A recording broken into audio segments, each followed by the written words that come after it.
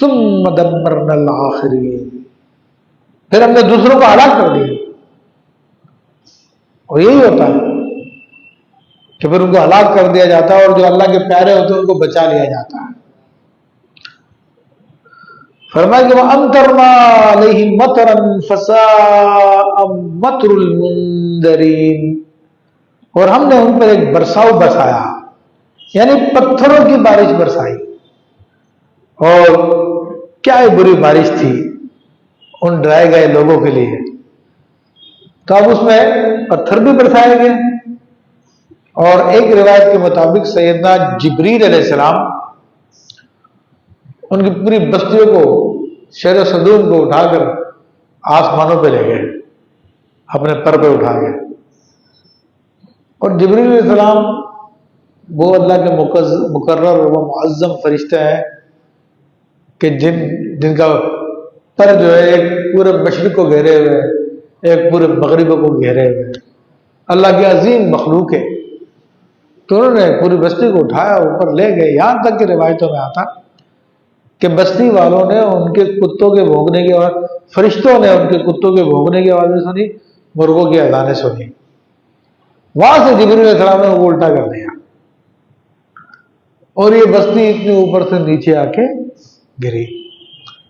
پھر اسی میں بات نہیں ہوئی، پھر ان کے اوپر آسمان سے پتھر برسائے گئے، یہاں تک کہ جو لوگ اس بستی سے باہر گئے ہوئے تھے وہ پتھر وہاں پہ بھیجے گئے، حالانکہ اس وقت وہ ان کے ساتھ نہیں تھے۔ لیکن میں آپ کو پہلے بتا چکا ہوں کہ مینٹلی طور پہ اگر انسان کسی سے مطمئن ہو تو اگرچہ کہ جسمانی طور پہ اس کے ساتھ نہ ہو مگر وہ اسی کے ساتھ ہوتا ہے۔ اور یہاں تک بھی آیا کہ بعض لوگ کعبۃ اللہ میں گئے ہوئے تھے تو وہاں پر وہ عذاب نہیں آیا، لیکن جب وہ باہر نکلے تو ان پر عذاب آ گیا۔ ایسا بھی واقعات میں آیا۔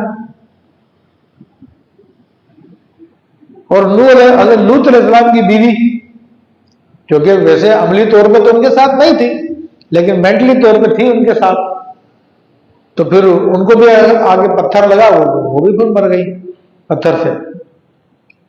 تو اللہ فرما رہا کتنی بری بارش تھی۔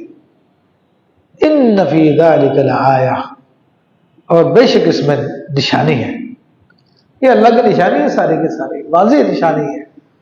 تو عزیزان محترم، یہ دنیا جس کو آج ایک قانون بنا کے بیٹھی ہوئی ہے، اس برائی کو جس کو LGBT کے نام سے خوب متعارف کرایا گیا، خود ہمارے شہر کراچی کے اندر ایک LGBT کو کسی علاقے کا میئر بنا دیا تھا، یہاں پہ ناظم آباد میں اس طرف کسی کو، تو وہ اسی قوم سے تھا، انہی لوگوں میں سے تھا، تاکہ لوگوں کے اندر یہ ایک بات عام سی ہو جائے کہ یہ کوئی برے لوگ نہیں ہے، ان کو اپنے ساتھ رکھو۔ آہستہ آہستہ پھر لوگ انہیں میں داخل ہو، انہیں کی جیسے ہوتے چلے جاتے ہیں، کیونکہ لوگ جب کسی برائی کو برا سمجھنا چھوڑ دیں تو پھر وہ برائی ان تک داخل ہو جاتی ہے، ان کے گھروں میں داخل ہو جاتی ہے۔ اور یہی لوگ یہی چاہتے ہیں ہمارے یہاں پہ بھی کہ ہمارے اسمبلی میں اس کو پاس کر دیا گیا ہے، آہستہ آہستہ لوگوں کو اس میں لانچ کریں گے، اس قسم کے لوگوں کو مختلف صورتوں میں ہمارے سامنے لے آئیں گے، کسی کھلاڑی کی صورت میں لے کے آئیں گے، کسی اداکار کی صورت میں لے کے آئیں گے، کسی سیاسی لیڈر کی صورت میں لے کے آئیں گے۔ آہستہ آہستہ لوگ اس کو ایک عام سی بات سمجھنے لگیں گے، اور پھر وہ لوگ سارے کے سارے اس میں مبتلا ہو جائیں گے، یا ذہنی طور پہ اس سے مطمئن ہو جائے گا ٹھیک ہے وہ اپنا کر رہا کرتا رہے، اپنا کیا ہے اس میں۔ لوگ اس حالت میں آ جائیں گے تو سارے کے سارے عذاب کے مستحق ہو جائیں گے۔ تو یہاں پہ فرمایا کہ بے شک اس میں نشانی ہے۔ اور پھر ہمارے فقہاء کرام نے اس کے حوالے سے کیا بیان فرمایا کہ جو یہ مرد سے برا کام کرے تو اس کی کیا سزا رکھی ہے۔ تو امام اعظم ابو حنیفہ رحمۃ اللہ علیہ تو فرماتے ہیں اس کو تعزیر کی جائے گی۔ بعض روایتوں میں ہے کہ اس کو پہاڑ کے اوپر سے گرا دیا جائے تاکہ وہ گر کے مر جائے وہ۔ اور امام مالک کہتے ہیں کہ کنوارا یا شادی شدہ اگر یہ کام کرے تو اس کو اتنے پتھر مارے جائیں، اتنے پتھر مارے جائیں وہ مر جائے۔ اور امام شافعی رحمۃ اللہ علیہ فرماتے ہیں جو رجم کی سزا، زنا کی سزا قرآن نے رکھی ہے اسی طرح سے ان کو سزا دی جائے گی۔ تو شریعت کے اندر یہ بہت برا گناہ ہے، اور باقاعدہ ہمیں اس سے تنبیہ بھی کی گئی ہے اور بتایا بھی گیا کہ اس کام سے بچیں. اور اس کا خوبصورت لڑکا جس کو بھی داڑھی نہیں آئی اس کی طرف شہوت سے دیکھنا تو شدید گناہ ہے، لیکن دلچسپی کی نگاہ سے دیکھنا بھی انسان اس سے گناہگار ہو جاتا ہے، اس کی پکڑ ہوتی ہے. تو اس لیے صوفیہ کرام نے فرمایا کہ اس قسم کے لڑکوں کی صحبت سے بچے، جو اس قسم کے بچے ہوں ان کی صحبت سے بچے، سوائے ضرورت کے تحت کوئی تعلیم دینی ہے یا کوئی چیز سکھانی ہے تو وہ بھی لوگوں کے بیچ میں، تاکہ اس کی صحبت میں زیادہ دیر بیٹھنے کی وجہ سے اگر انسان گناہ نہیں بھی کرتا تو کم سے کم تہمت ضرور لگ جاتی ہے کہ ہاں بھائی لڑکوں سے بڑی دوستیاں رکھتا ہے یہ تو اس قسم کا آدمی ہے، لوگ باتیں کرنا شروع کر دیتے ہیں. تو ان تمام چیزوں کے بارے میں احتیاط نہایت ضروری ہے. اور یہ تفسیر میں نے آپ تفسیر ایشانی بتائی ہے جو کہ حضرت شیخ حامد بن عجیبہ رحمۃ اللہ تعالیٰ علیہ نے اپنی تفسیر بحر مدید میں بیان فرمائی. اور اللہ تعالیٰ نے پھر آخر میں وہی بات بیان فرمائی، وَمَا كَانَ أَكْثَرُهُم مُؤْمِنِينَ، اور ان میں سے بہت مسلمان نہ تھے، کہ ان میں سے اکثر ایمان لانے والے نہیں تھے.